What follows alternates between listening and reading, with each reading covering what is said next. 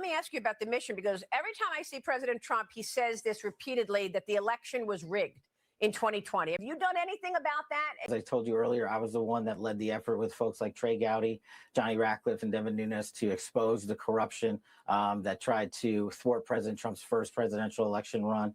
And we saw the FISA abuses there. And I lived through it, and the media came at me then, too.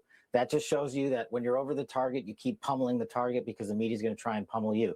We are not going to take this and have not taken this laying down. We did already indict former Director Comey, and that's going through the judicial process. But we also, at this FBI, even though we uncovered what we uncovered back in the House Intel days, I had to come in here and find rooms that they hid from the world. I had to come in here and find access on our computer systems in restricted and prohibited case files that they purposely put in places for no one to see and find. We have found all this information. We are working with our Department of Justice partners, and I am never going to let this go, because they not only have personally attacked the presidency of the United States and President Trump, but they tried to thwart our elections and rig the entire system. And that is not something that is going to stop.